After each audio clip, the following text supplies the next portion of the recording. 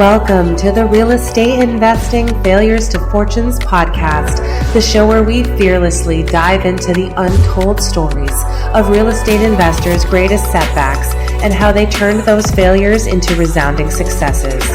I'm your host, Kate Berry, and we're talking with real estate investors across the country to learn exactly how and why they failed, and how they took that failure and turned it into a powerful lesson for their business. So come along with me, Kate Berry, on this transformative journey from failure to fortune. I invite you to join our supportive community where together we can inspire, educate, and motivate each other to achieve all of our real estate investing goals. Welcome to the Real Estate Investing Failures to Fortunes podcast. I'm your host, Kate Berry, and on this show, we dive deep into the journeys of real estate investors and agents who have turned their failures into fortunes. I am here with the Kitti Sisters, Pame and Nancy. They are apartment syndicators, entrepreneurs, educators with big dreams and a $300 million multifamily apartment portfolio. They teach real estate entrepreneurs how to raise more money for their deals while guiding them towards building wealth, achieving financial security, and leaving a lasting legacy. I'm so glad for you to join us today. Thanks for having us, Kate. You're welcome. I know it's like, to have talk with two sisters and real estate entrepreneurs and investors. This is very exciting. So thank you so much for joining us today. Oh, thank you for having us, Kate. You're welcome. Let's get started. I want to hear how you got started. What got you into real estate? And tell us how your journey began. Yes, Pam, you want to begin? Yeah, sure. So maybe it's surprising to some people that we actually started multifamily apartment investing just 5 years ago. Prior to that, we were in the fashion world. We didn't have any background in real estate. We didn't have families who were already doing apartment investing or anything like that. Unfortunately, our fashion business, which was thriving, we were dependent on just a few big clients, big brands. And one time, like out of the blue, one of our biggest clients just announced on the news that they were shutting down all their retail stores. And just like that, in a blink of an eye, like 95% of our income just went away. And so that was a very pivotal moment in our lives because we had to really decide quickly, like, what's our next step? Because until that point, we thought we've made it. We thought we had security. We thought we were very proud that we were making quite a large amount of money at that time. And so, but it went away because we had no safety net. Everything was in the business. If the business kept moving, then we'll have money. And at that time, we had to pivot. So just like that, we just have to keep on searching and searching and searching until we found real estate investing. And that's when we were like, oh, this is something that we could do. And that unlike our previous business, which was fashion, it's not going to be outsourced. It's not going to be taken away from us to different countries because after all, everybody needs a place to stay, right? A shelter. Right. So we got involved in it. We started with flipping business. And then how we got into multifamily apartments was because we got introduced by becoming invited as a passive investors. And we're like, oh my God, this is so amazing. Passive investing is like, oh my God, we don't have to deal with contractor. We don't have to go get a permit. We don't have to be doing all the landlording stuff. Right, Paul? Yep. Right. And so from that point, we were like, we started investing some of the money we still had, but at one point we ran out of what we can invest, right? So, this is so good. But we're so in love with multifamily, and so we decided, hey, how about we become active in this and leave our flipping business behind? And at that point, we were deciding. We live in Los Angeles, and through our research, we discovered that hey, real estate markets outside of California was doing so much better, and so we decided, what are some of the specific things that we can do to contribute to an existing team? We don't want to be the most experienced people on the team, which at least at the beginning, our first sure, year. Of course. So we were like, hey, how do we piggyback off someone who already have the track record and experience? And then we decided, we discovered hey, one of the fastest way to join an experienced team is to help them raise funds. We don't have any experience in it, even in our flipping literally bringing value, right? Yeah, exactly. Exactly. And so that's where we try to position ourselves. We met people, we went to networking events, and they said, we didn't know how. We were not we knew nothing about how to raise money, but we were like, this is what we're going to tell people. We raise money. Yeah, I'm assuming quite a bit of contacts from your building your business and No, well, no, you'd oh be no, surprised. None. you You'd be really start from surprised. We actually have none. We didn't have any wealthy connection. We didn't come from wealthy family. We didn't have Uncle like Harry or Uncle right. Sam to go like, hey, do you have 100K, 200K Yeah, we had sitting none of those. around idly to invest? No, we have none of that. Even our network of friends, they didn't They like were, real estate. yeah, they were into stocks, typical corporate people, 401k. Right. Well, it's not as like sexy, right? Like real estate, long-term, multifamily, you know. It's because they're not educated on it. It's actually quite fun. But yeah, True. Once you get into it, it can be really fun. I mean, was it so a person or a group? How did you get into this world? It's just by investing as passive investors, and then you start building connection from one to the next Nice. connections, and then you realize, oh my God, like this is where I belong. This is like the merger of like real estate, the love for real estate, and the love for making an impact on people's life for real. Because once they like us, once our investor discover multifamily investing as a passive investor, they're like, this is way better than what they have been doing, which is, owning a few rental here and there and then just wait for equity to happen. Versus Sure. where we invest in like Sunbelt, what we call like the smiling state, it's like Texas, Arizona. Arizona, Atlanta. Yeah, Like sure. we can somehow add value and then force the appreciation to happen. So they're like, okay, this is so good. Like we just want I love that. And so you mentioned that you started raising capital. So let's get into it, because Yeah. the podcast here is from failures to fortunes. And you had a really a significant maybe moment, a failure moment with your business having to, and you had a moment where you had to decide what you're going to do next. So you dove right into real estate investing, got started doing the passive, then started to gain those relationships, that networking, the knowledge, experience to maybe start your own deal. Is that what Yeah. I'm hearing? What Yes. happened? Cool. Yeah. Let's talk about that. I think one of the most important thing is you have to dare to like sort of project out what you want to be. And so when we just mentioned like we didn't have the connection or network, but we knew that this is the thing we had to do in order to become part of a really experienced team. And so at networking events, we'll just tell people that yeah, we can raise a lot of money. We didn't know how, and we didn't have any clue how to do it, but we were just telling people But we like had the belief that we'll figure it out. we can figure it Yeah, out. But totally. boy, at that time, it was a struggle to figure it out. It wasn't where we're at today, where we have a system that is predictable and there's Yeah, so scalable, right? so At that time, we were just kind of piecemealing stuff Kind of together, winging it, starting right? from scratch.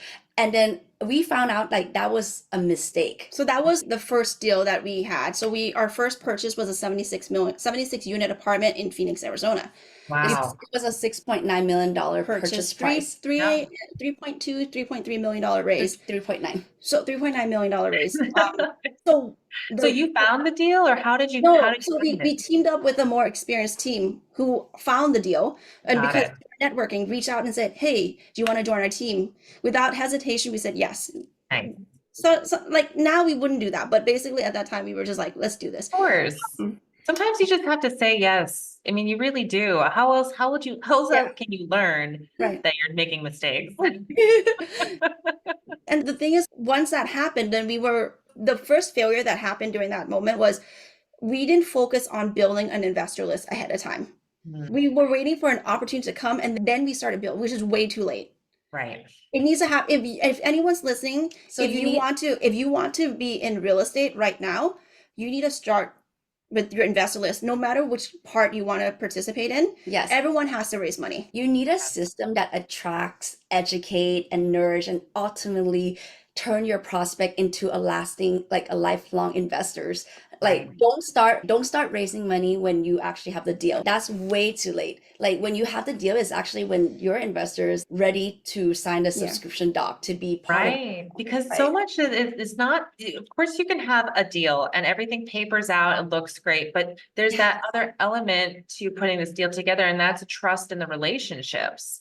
And that doesn't just happen overnight. I think that's what I'm hearing you're saying is that's the part of the building, the systems providing value, showing that you do know what you're talking about. This is a good deal, so that the investors they'll sign whatever you put in front of them because they already trust you. You have a track record. You have a proven kind of proof of concept. Yeah. So it sounds like all right, so you've got this 76 unit multifamily. And say again where it was? In Phoenix, Arizona. Phoenix. Arizona. Okay, Yes. cool. So sounds like, I mean, was it fully occupied? Was there a lot of great? So that deal was a C-class property. It was built in the 1970s. The seller had owned it for an extended period of time, and he hadn't really raised rents to market value. Phoenix at that time was at the beginning of the explosion.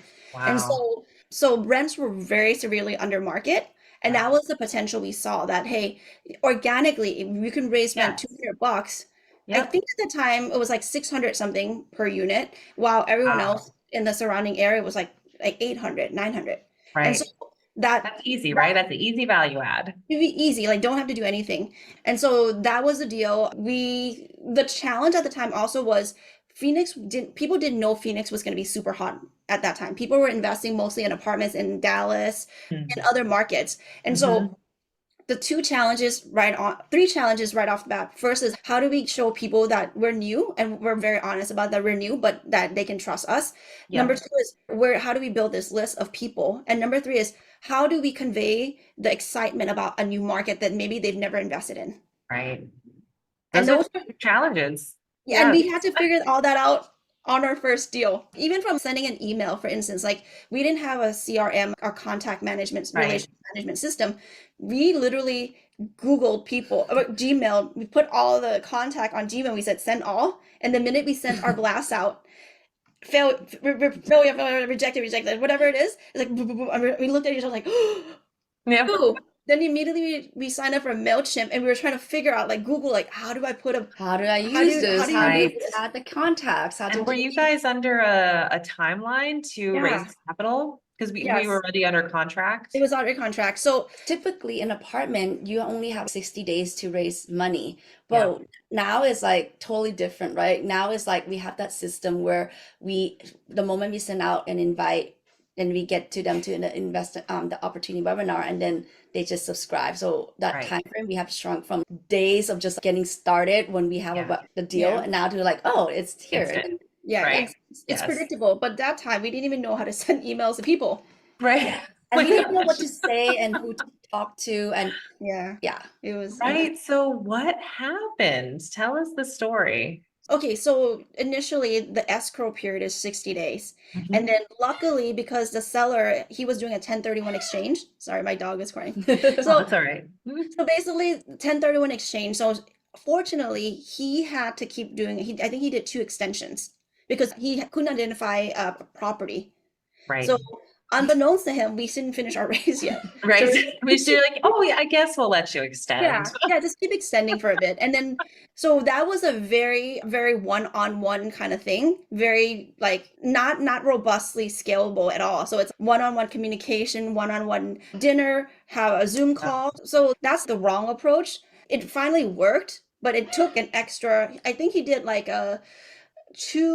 it became like 45 extra days. So it was like 100+ days instead of 90 days. So we were really fortunate that the situation was that the seller needed extension, because if it was the reverse, if we would have lost the deal. Like if we were the one who were like, hey, I need more extension more than they wanted, we gonna keep on, having to release what we call earnest deposit for them, just so that they allow us to have extension. And at that time, they may have not allowed us. Typically, we built in 2 15-day extensions that we have to release additional earnest deposit. But once you exhaust that in the seller's market, that's gone. It's not refundable. That's right. Gone. Yes, we have heard horrible stories of our fellow investor who didn't line up their capital at the beginning before they had the deals, that they lose their earnest deposit, and that is a really sad story. One person literally lost like $1 million+. Oh my, it's real. Once you get under contract, I want to back up just a little bit, because anyone listening that may not have their first deal yet. And there's a lot of groups out there that want them to, join, help us network, help us find these end buyers, right? And it's so simple. You just XYZ, there's a system. But if you're joining one of these teams and so essentially when you have the deal is negotiated or sourced by someone, then negotiated all the terms, the contract, and that includes the contingencies for financing, inspections. You've got deadlines within that contract. And then to be under contract, you have to put down an earnest money deposit. And if you're talking about $6.9 million property, that might be 5%, 10%, depends on how the negotiation is done, but it's not an insignificant amount of money. There is real money on the line and the clock starts ticking. Yes, right. And like you said, you were in the situation where the seller was willing to extend because he was doing a 1031 exchange process, which, does take a decent amount of time. The one good thing with commercial is that usually you do have more length of time in contracts. So you've got the time for you, but it sounds like, when you guys got into it, that's like a lot of pressure, right? How were you dealing with the stress and the anxiety of trying to find these buyers? Great question. For us, we don't say yes to a deal that we don't believe in. So first of all, when we believe that this is a great deal, this is a deal that's going to make a lot of money for our investors, then we already know within our heart that we're doing the right thing. So once we have that belief, it's really an easier conversation than trying to make a bad deal and sell it to make a good deal. So for us, we just talk from our heart, and also our authenticity. Yeah, right. This is the reason, why this is the deal that we think you might want to take a look at it, invest in it.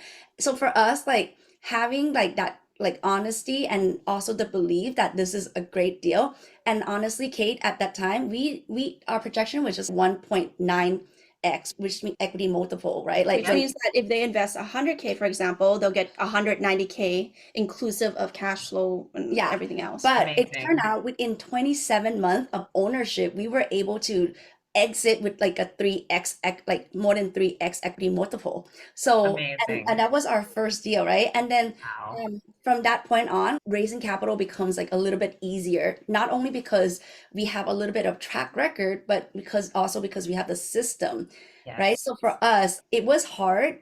But we wish that if people were more prepared, right? Yeah, but the thing is, for us, I think we don't handle stress like normal people. I think it's more like okay, functionally, what do we have to do? So we really focus on the next step rather than think of the worst case scenario. Worst case scenario is we lose some earnest deposit. It's not a small number, and it's not for especially people who just lost 95% of their income to handle. But you go in understanding hey, risk rewards, and we thought this is our opportunity. In that moment, anyone would in our shoes would be happy that someone that had experience invited you to a team without any track record. And so we've just felt hey, this is a team environment. We all are raising money, and we're going to do our part.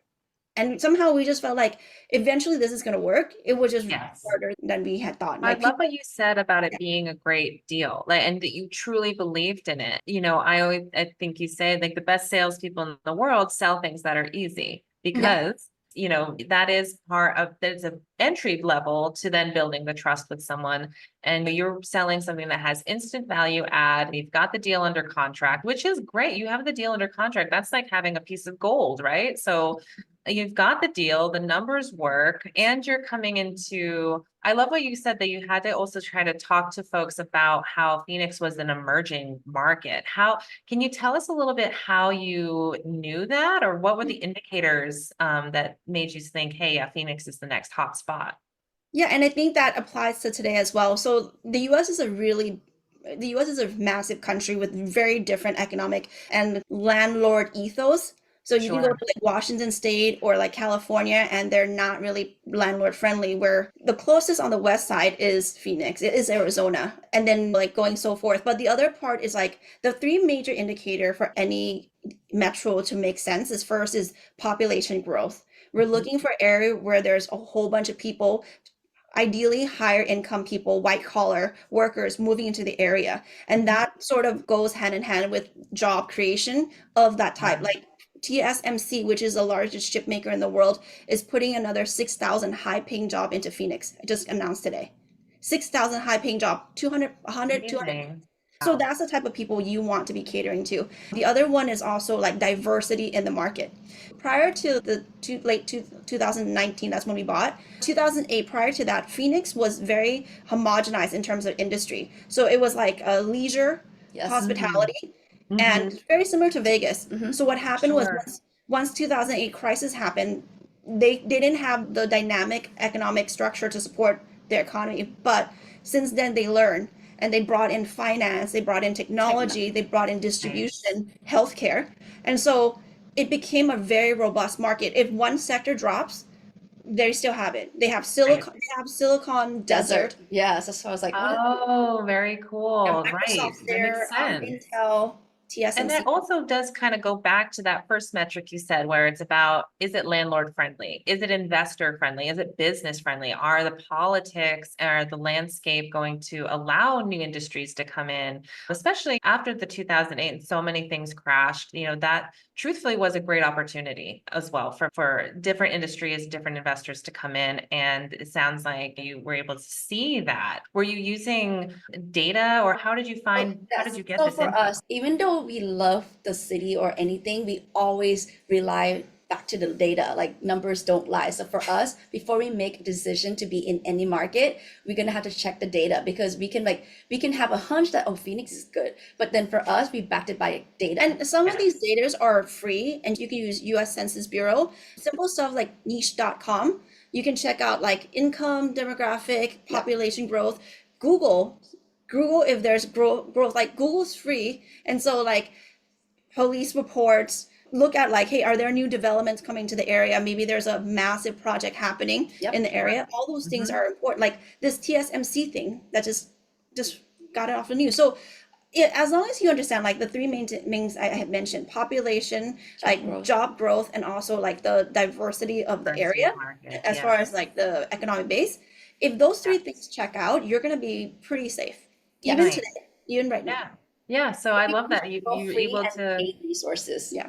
yeah, and then that's all part of your sales pitch. Like you're kind of putting but what you're doing is really painting the picture for the investor to say, this is the current landscape, this is the deal, this is what can happen, this is what will happen, I'm mapping it out for The worst you. part, like, so when we put the deal together, the first thing we think about is like, don't focus on jargoning, like jargons, like to be no techno babble. So basically, it has to be straightforward. These are passive investors who may have just started investing, and if you go into IRRs and all these numbers, they're gonna get confused. Yeah, Right. so we pretty much own in like the Phoenix market, then we have like Arkansas. So we always go to different markets. So we always have to educate And it's the like investors. and it's also educating us. For instance, Mm. we went to Rogers, Arkansas. We just close like our latest. $77 million property that we closed last year. We raised Oh my 38 million. gosh, congratulations. Thank you. That's amazing. But prior to investigating this property, I was very against Arkansas. I just had a, like We didn't know what we Arkansas. didn't know why it would be even worth it to go there. But then Right. we let the data dictate why we should be in Arkansas. See, like our thing is we don't know Arkansas. No one would know Arkansas. But in reality, everybody knew about that area because Walmart headquarters is nearby. Yeah, Right. Tyson Foods there. So That's true. That's a really good point, because there are major corporations and industries that are doing this data research themselves too. They're Yes. saying, where is it going to be best for us to bring our industry? And then real estate can just kind of follow them, We had Pick up no the breadcrumbs. idea that the median household income within the 1 mile radius is $180,000. We're of our like, property. yeah. So we didn't even know. Amazing. That's what I'm saying. Like we always have to rely on data. That's why we go to certain particular pockets of The market. country, yeah. Right. So I'd love to hear how the story ends. How did you find the end investor? How did the deal end up? Yeah. For our first deal. So Yeah. our first deal, we did like the kind of sweat equity route. We Start from start scratch. from scratch. Yeah. build a Piecemealing There's list. no other route, really. Piecemealing everything together. And then like trial and error. This person says no. Okay, come back. Think, why did they say no? How do I say it better? What information am I missing? Nice. Yeah. A lot of times, like one of the key things that we now teach is like we have to understand where they're coming from. We can't approach any investment from where we're at. What are Right. they looking for? What are their pain points that they're trying to solve for? So once we started understanding that, when we speak to them, a lot of time they say, wow, how do you understand me better than I can?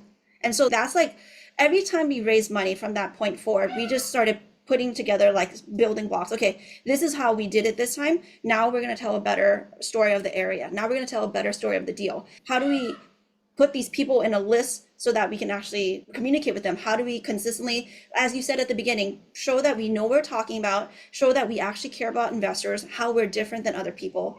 Yeah, so we went from like feeling scattered, stressed, and scramble to, like to fund our real estate deal, to feeling confident and at ease in capital raising, right? And we submit to anybody out there who thinking right now is really hard to raise capital. Well, actually isn't that hard to raise capital because there's so much money, right? You may have an investor attraction problem if you can't raise capital right now. You either have a lead generation problem, which means you don't have enough leads, or you have an authority problem where you have leads, but they are not willing to invest with you because they don't see you as an authority yet. Or you have a scalability problem where it's so inefficient, like you're just doing one-on-one, you're just like taking people on lunch or dinner, which is like, that's, if you want to raise like $38 million And not have 38. I mean, like you don't have enough. Yeah, you You don't need to like have a gala or something. exactly. You actually need like a predictable and scalable system that is running on your behalf 24/7 when you're living life and you on vacation, when you're sleeping. So fast forward 5 years, right, from that first deal to today. Yes. The system's in place now. We can go on vacation, have a webinar from anywhere in the world. Then everything else goes out like clockwork. Hey, subscription docs in, then we have a system to communicate. Our webinar deck's done. We don't actually have to follow up with any of our investors. If they want to invest, they'll come. And that's the system. Like fast forward to from where we were to today, to not from where we couldn't even send out emails properly to today Yes, to raising over $130 million in the last 5 years. That's So, and we're saying this because it's something that we know you guys can do it too. This is not something where we have a background in finance or we have a lot of real estate experience. We're just two girls from the fashion world who lives in California and figure out this is not like California is not a place to invest in real estate. right, in real estate. So what can we do to add value to states that like the city and the metro that we love to invest in? Yes. And we're in a different world than we were in 2008 for so many different reasons. But I think the main thing is the leverage you can have with connecting with people all over the country. And there's people with, like you said, there's a lot of money out there. We have to kind of have that abundance mindset that there is a lot. And actually people have a lot of money and they want to put it somewhere that's going to give them a really good return. And you've got the product. There are people out there with the money. You just have to put it together. And then what I'm hearing, the most beautiful part of that is that systems, right? And that's how you match it, by having great systems in place so that you are the energy, the effort, the time that you're putting into finding them. It's like a snowball effect. You just have to push that snowball down the hill, starts rolling, gets to the end, and you're just pushing snowballs all down along. Yeah, you're just like, basically it's like turning on the faucet. It's like, okay, now just turn it on and the just goes where it's supposed to go. It's so exciting. I really love that you pushed through. You said yes. I think that, if you could now go back in time, talk to yourselves at that first deal, I think I know what you might say, but is there anything that you might say to yourself sitting where you are now? Yeah. Well, start way sooner, right? Like, yeah. Don't like, yes, finding deals are amazingly important, but there's people who are really good at that. And because like multifamily deals, it's a relationship business. If you're brand new, that's the first thing. Like I thought anyone can just go buy a multifamily, you just have to have money, but that's not the case. It's a relationship business. Leverage other people who have more experience than you, have that connection, already have proven track record with those brokers. And then you come as the part that is actually the easiest part. If you think about it, you don't have to do the operations. You don't have to worry about what loan to get, what deal to buy. You just focus on this one aspect. Yes. And you're still going to get significant income from that. And the other thing is we thought like one-on-one relationships, right? Or like, if you can start earlier, really start thinking about how to scale so that you're not talking to one person, you're talking to multiple people at the same time. Yes, and I want to add to that is that what you lack in ability, you can make up in leverage, right? And then in multifamily, there's so many like hats that you can be doing. Just identify like what fire you up. What do you like? Do you like to be the one who sources the deal? Do you like the numbers? Do you want to talk to the broker? Or you're the people who actually like to talk to investor, be that human connector. Just kind of identify your role and then just go at it, because it's like literally this far from you. You're right. That's right. Leverage. I like to always think of like, does this feel heavy or does this feel light? And if you do things that feel light and you've got a great team where everyone are doing things that they feel light, but you're hitting every single point, now it's fun and it is easy and things can start coming more naturally. And I love that, what you said is about leveraging other people's strengths, especially if you're brand new. So many people listening to this podcast are brand new, want to get started, and it's a hard landscape to get in. There's no, to get into a deal right now where you're going to easily make money on the back end and you're brand new. That's going to be tough. So find a team, work with folks like you that are doing it at scale, and just come along for the ride. And like the thing is like when you're new and you're approaching someone more experienced, a lot of time they're going to think what's in it for them. And so again, you have to think, what do they need? Not all of them have a great system, even if they've been in the game for a while, to raise money. And if you can come in and say, hey, I can help you raise money, that's where to like, tell me more. Yes, right? It's exactly. Like, hey, bring value. Instead of, hey, I really want to be part of your team, is, well, if you can't add value to the team, that conversation ends. Yeah, yes, so it's true. Definitely identify the team, your potential teammates, and then ask them, if you're new, or what do you need for your next partner? Like, what are you looking for, right? And they will tell you, maybe you guys are a good match, right? They are like, oh, I have a deal, I just don't have the money. Then you're a money person, right? And again, as a disclaimer, you can't just be capital raising for a deal. You actually have to have a substantial role in some kind of operation. It could be investor relation. You can be on board as an advisor or something like that. Yeah, you just can't legally, you can't just be a capital raiser unless you have a specific license. Yes. Right. But I think your story is amazing. I love that you just got into it and just started doing it. And it's not, you do make mistakes along the way. And a lot of times, especially in that first deal, but if you have the mindset of getting the first deal done, but at the same time, creating systems around you as you're doing things, because that trial and error, reflecting back, taking accountability on what you did wrong and how you can make it better, that is creating the system around you as you're doing it. Yes, it's so important to learn the skill set as early as possible, because this skill set, the system, will forever change your life. Yes. And you don't have to do it again. That's the beauty of it. You do it once and then you can improve as you keep doing it.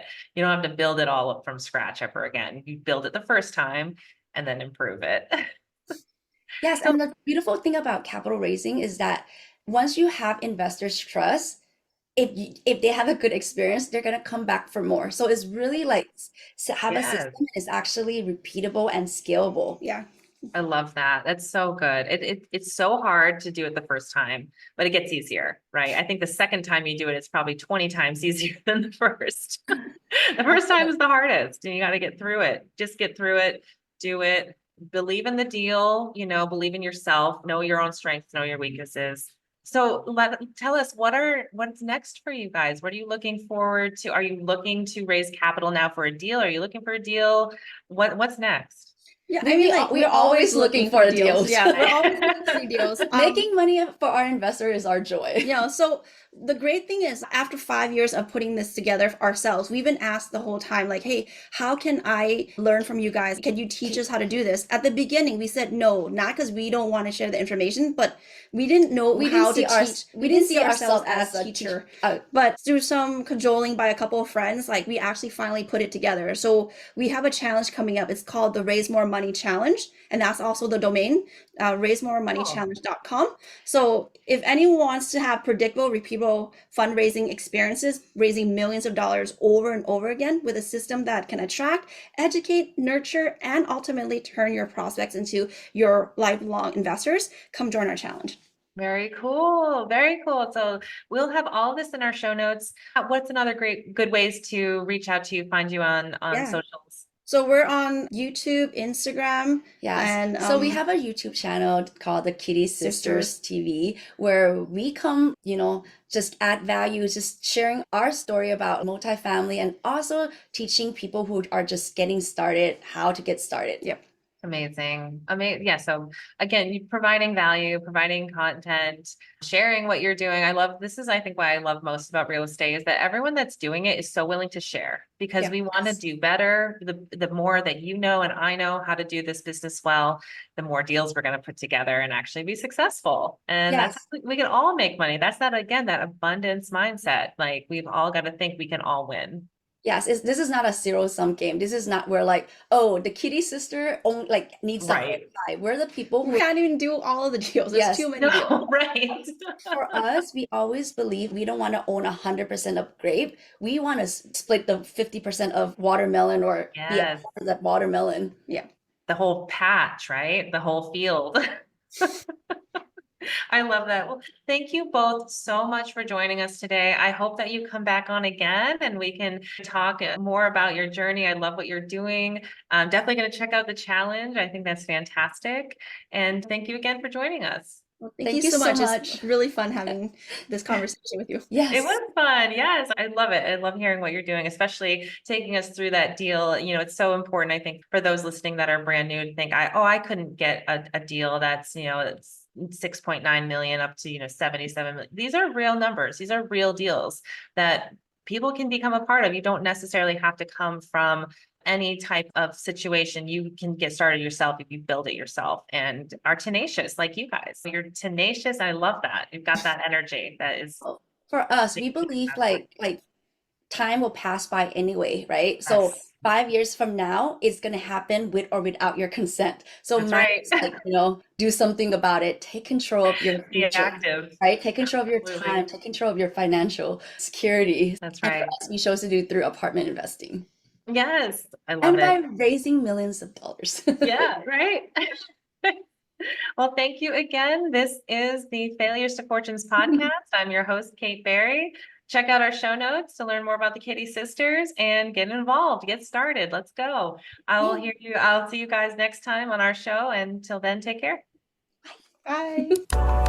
Thank you for joining us on another episode of Real Estate Investing Failures to Fortunes podcast. If you enjoyed today's stories and insights, don't forget to subscribe, rate, and leave a review. Your feedback means the world to us. Remember, your journey in real estate is a marathon, not a sprint. Embrace the failures, learn from them, and turn them into your stepping stones to success. I'm Kate Berry, and until next time, keep hustling, stay inspired, and keep turning those failures into fortunes. Happy investing.